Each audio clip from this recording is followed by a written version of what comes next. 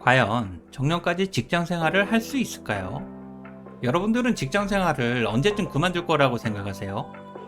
제가 느낀 직장 생활은 학창 시절보다 더 빠른 느낌입니다. 22년이나 했다니까 믿어지지가 않죠. 초등학교에서 대학교를 졸업할 때까지 20년이 안 걸렸는데 직장 생활은 그보다 더 오래 했으니까요. 그리고 대부분의 직장인들은 20대에 회사에 적응하기 바쁘다가 30대에 시간과 열정을 갈아놓고 그 시간을 화양연화라고 생각하죠. 30대에는 이직에 대한 고민은 있어도 퇴직에 대한 생각은 거의 없고요. 하지만 40대가 되면 퇴직이나 미래에 대한 고민이 시작되죠. 직장 생활을 계속할 수 있을지 아니면 40대 중후반에 멈출지는 아무도 모르고요.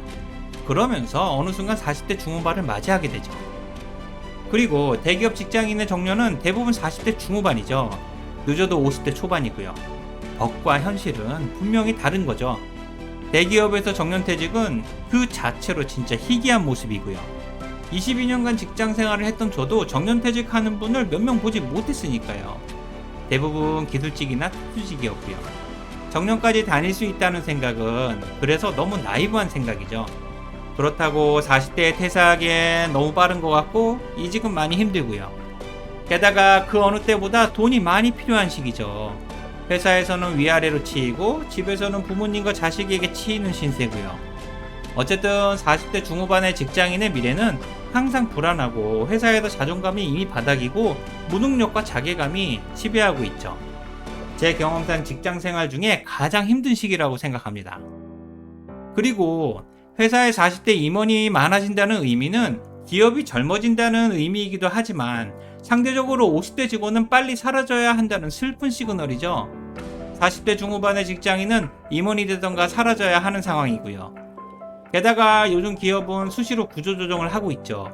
경기가 좋을 때는 선제적으로 효율화를 진행하고 위기 때는 비용 절감이라는 미명하에 사람들에게 손을 대고요.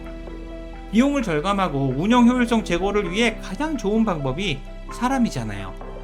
사람이 미래이자 자산이라고 생각하고 싶지만 실제로는 90%가 비용이고요. 이런 현실과 인식들이 직장인의 퇴직을 계속 앞당기고 있죠. 물론 명예퇴직이나 희망퇴직 제도가 있으면 정말 좋은 회사죠. 법정 퇴직금 외에도 약간의 위로금을 주니까요. 돈 때문에 직장 생활을 하는 직장인들에게는 엄청난 힘이 되죠. 하지만 금융권 희망퇴직 위로금이 5억이나 10억이라고 하면 배가 너무 아프고요. 사실 금융권 명예퇴직은 로또나 다름없죠.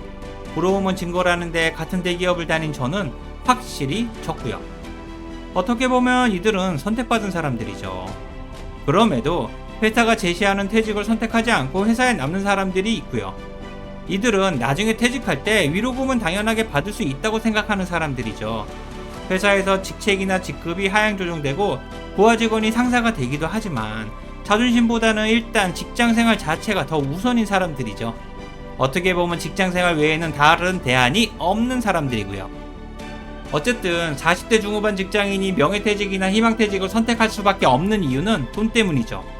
그러나 퇴직 대상자가 되어서 억울한 게 아니라 가난 때문에 억울한 직장인이 더 많고요. 원래 퇴직보다 가난이 더 슬프고 힘들잖아요.